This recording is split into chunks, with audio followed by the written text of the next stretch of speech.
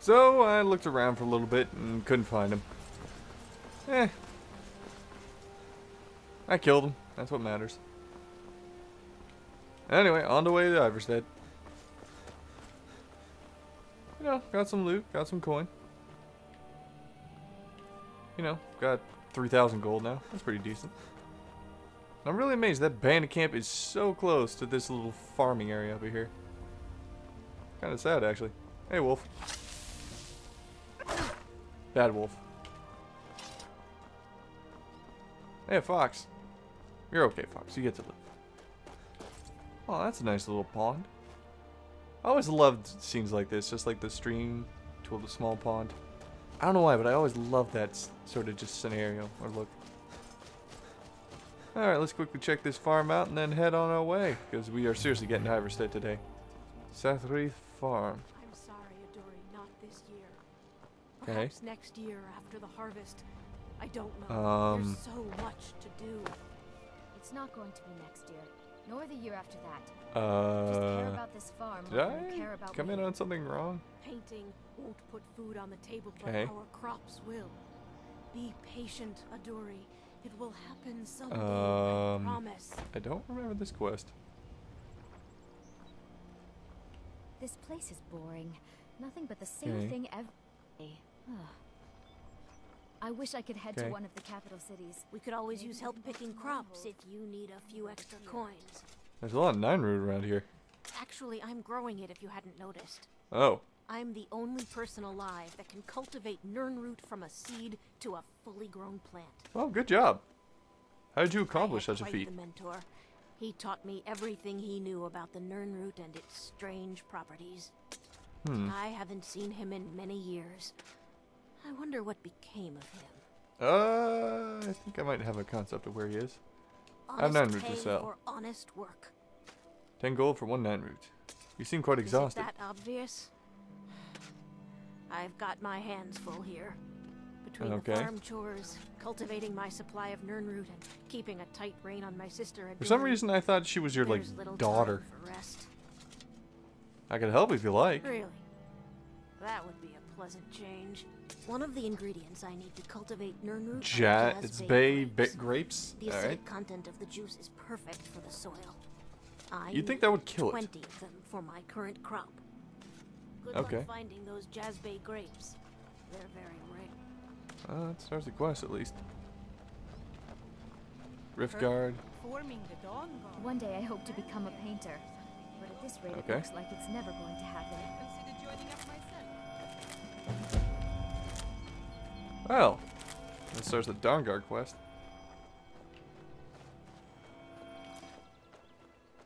Jump. We could always use help picking. Here's some more 9 honest root. pay for honest work. Does your Yes?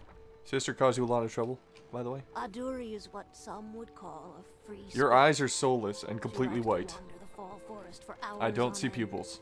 If I'm we kind of were still afraid, living honestly. In my alchemy shop in Vivek City, it wouldn't be so bad. She could wander the canals all day. But Okay. around here, there's a tremendous amount of work to get done. Not to mention the dangers she's not ready to face. Okay. Are you an I used alchemist? to be. There isn't much time for that in my life anymore, I'm afraid. Huh. I actually owned a shop in Vivek City long ago, but I had to leave all that behind when the Red Mountain erupted. Perhaps someday I'll reopen a shop here in Skyrim. Nothing really else there to talk Good luck about. finding those jazzbay grapes. They're very rare. Watch what you're doing. Hey, what'd I do? So, where'd her sister go? Because I thought there'd be another quest. Okay, now that would unlock her farmstead, and I'd be immediately in shit. And I guess the sister's nowhere. Oh, there she is. I wish I could head to one of the capital.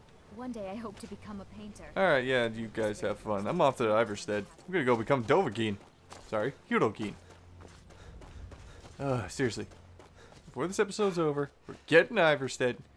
And finally beginning our way to the freaking Mount. Seriously. I have to go around a goddamn lake? I could just swim the lake and get there faster than this bullshit. Okay, some dude's camp. Read a note. Go to the island near the edge of the lake. Look for where a great tree once stood. That is where I buried it. Thanks for the mead. Thanks for the coin. Go to the island near the edge of the lake. And here where a great tree once stood is where I buried it. Okay, so there's a boat. Great tree. Hey guys. What's up? Hey! Whoa! Hey! I just came looking. I looked! I came over to ask a question. Not having to murder you and your wife. It's nothing. They attacked me first, and I was just coming over to say hi. That's still heroic action because that's self-defense. So... See? I'm still good. Let's just see what you got here. Really? A bit of 27 gold and a potion. 27 gold and a potion for your lives. Did you even... I don't understand people. I don't think I ever will. People say I'm a great people person because, you know, I've got a decent voice, I'm friendly, I've got a decent way of working with people. I always like seeing people smile. I love giving out hugs. I'm quite friendly. I'm a little... I get kind of easily annoyed with people when they're stupid, but... You know, who doesn't? Holy... Fuck! Oh my god. Just jumped out of my skin there. What's up? Oh, I see that red blip. Oh, of course. It wouldn't be a full recording session without fighting one of you fuckers. Come on, you fucking spade-legged bastard. It's been too long. Fuck you and die. God, too many legs. Just, ugh. Too creepy. Anybody else? Alright. Another abandoned cart with very little physics. Still more ways to Iverstead. Oh. Well, whatever it is doesn't see me yet, so I'm just gonna continue on. Oh my god, that scared the fucking shit out of me, that wolf did.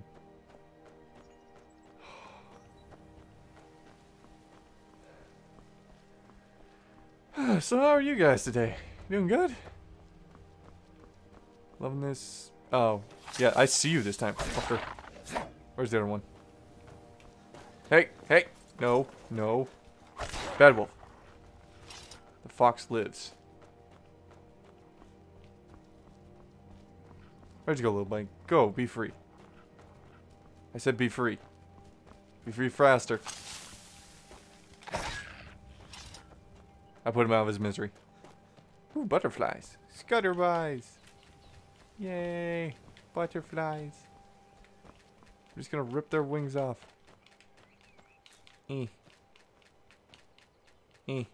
That ticking sound is just me mashing the A button trying to catch butterflies.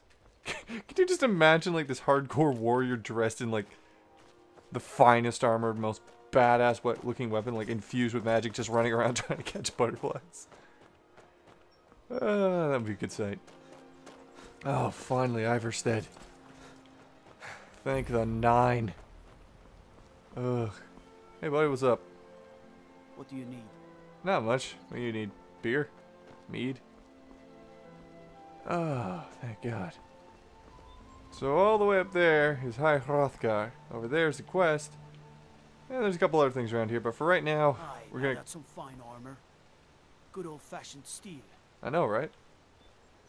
For right now, we're gonna call it a session, but I'm gonna first finish off by doing a dramatic reading of the Book of the Dragonborn. So sit back and enjoy your ears. The Book of the Dragonborn by Prior Emmeline Mandarin, Order of Talos, Wave Non Priori. Year 360 of the Third Era. 21st of the reign of His Majesty Pagalius IV. Many people have heard the term Dragonborn. We are, of course, ruled by the Dragonborn Emperors, but the true meaning of the term is not commonly understood. For those of us in the Order of Talos, this is a subject near and dear to our hearts, and in this book I will attempt to illuminate the history and significance of those known as Dragonborn, down through the ages. Most scholars agree that the term was first used in connection with the Covenant of Akatosh, when the blessed Saint Alicia was given the Amulet of Kings, and the dragon fires in the Temple of the One were first lit. Akatosh, looking with pity upon the plight of man, drew precious blood from his own heart, and blessed Saint Alicia with the blood of dragons, and made a covenant that so long as Alicia's generations were true to the dragon blood, Akatosh would endeavor to seal tight the gates of oblivion, and to deny the armies of Daedra and undead to their enemies, the Daedra-loving Aliades. Those blessed by Akatosh with the dragon blood became known more simply as Dragonborn. The connection with the rulers of the Empire was thus there from the beginning.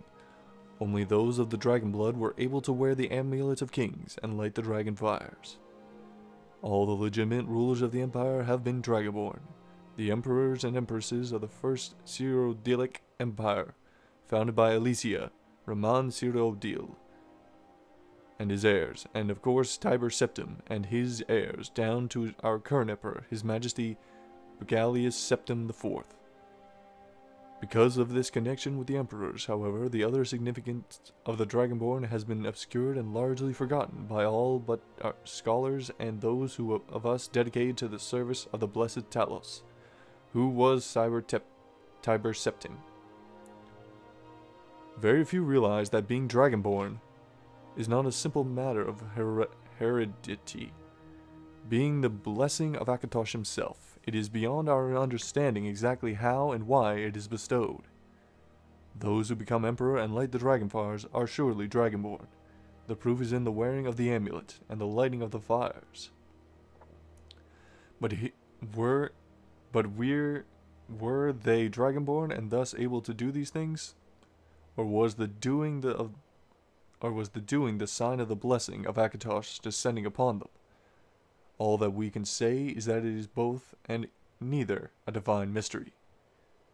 The line of Septims have all been Dragonborn, of course, which is one reason the simplistic notion of it being hereditary has become so commonplace, but we know for certain that the Cyrodiilic rulers were not all related.